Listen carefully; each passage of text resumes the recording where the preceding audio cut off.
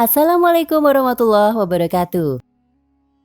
Meskipun sudah banyak bukti dan penglihatan soal alien, namun sampai hari ini kita masih sangat meragukan keberadaan mereka. Ketika berbicara soal alien, orang-orang bakal menganggapnya lelucon atau semacamnya. Walaupun begitu, ada juga yang sangat percaya jika makhluk luar angkasa ini memang ada. Hanya tinggal tunggu waktu saja sampai mereka benar-benar menampakkan diri. Mempercayai alien memang bukan sesuatu yang mudah, apalagi jika sumbernya tidak kredibel. Tapi bagaimana jika seumpama di kitab-kitab suci ada singgungan soal makhluk aneh ini?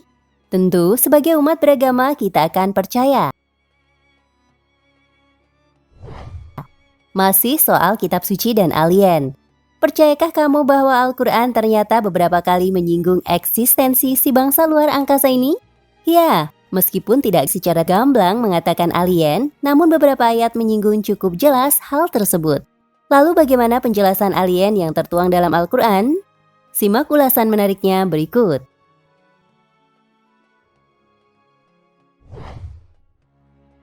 Bukti dari surat Asy-Syura ayat 29.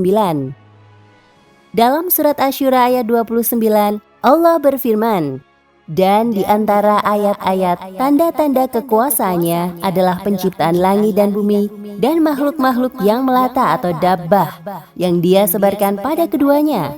Dan dia maha kuasa mengumpulkan semuanya apabila dia kehendaki. Melihat surat ini, apakah kamu mendapati sesuatu? Ya, penggalan ayat tadi secara tidak langsung jadi pembenar soal keberadaan alien. Jadi Allah menyebarkan makhluk-makhluknya tak hanya di bumi melainkan di langit. Langit ini bisa direpresentasikan dengan banyak hal, termasuk juga alien yang notabene tinggal di luar bumi.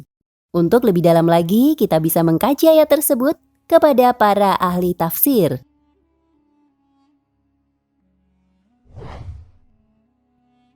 Bukti dari surat Ar-Rahman ayat 29.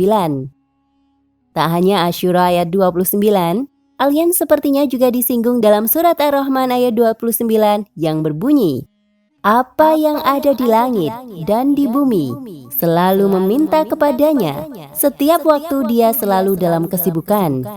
Kalimat yang kita garis bawahi dari ayat ini adalah, apa yang ada di langit dan di bumi selalu meminta kepadanya.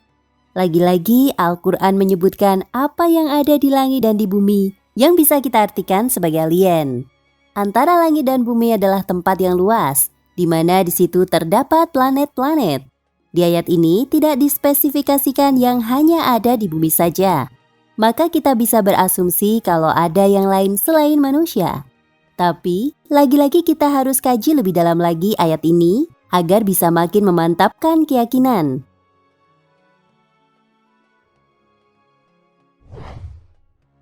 Bukti dalam surat Ar-Ra'd ayat 15.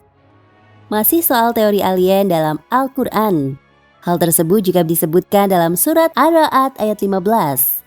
Allah berfirman, dan hanya kepada Allah lah sujud atau patuh siapa-siapa yang ada di langit dan di bumi, baik dengan kemauan sendiri atau taat ataupun terpaksa. Begitu pula bayang-bayangnya ikut sujud di pagi dan petang hari. Sama seperti dua ayat sebelumnya. Ar-Ra'd 15 ini juga menyinggung yang ada di langit dan di bumi. Lagi dan lagi kita bisa mengambil semacam kesimpulan kecil kalau ayat ini tidak hanya ditujukan kepada manusia, tapi juga makhluk lain yang berada di langit. Siapakah mereka? Mungkin bisa jadi salah satunya adalah alien.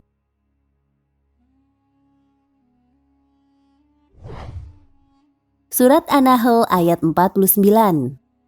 Bukti yang selanjutnya soal alien dalam Al-Quran bisa kita lihat di surat An-Nahl ayat 49.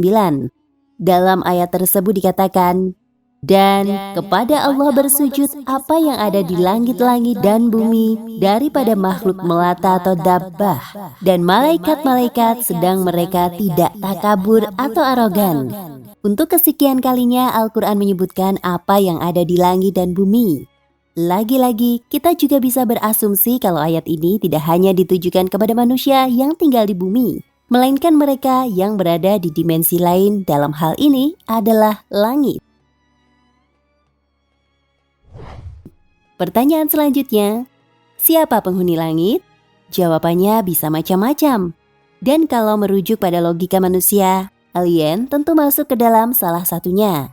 Seperti inilah yang dikatakan Al-Quran. Meskipun kita tidak bisa langsung menyimpulkan bahwa makhluk-makhluk langit tersebut adalah alien, tapi setidaknya kita dapat gambaran kalau bukan hanya manusia saja yang ada di semesta ini. Sekali lagi, ayat-ayat tadi perlu dikaji lebih mendalam lagi agar bisa mendapatkan makna yang sesungguhnya. Wallahu a'lam bishawab.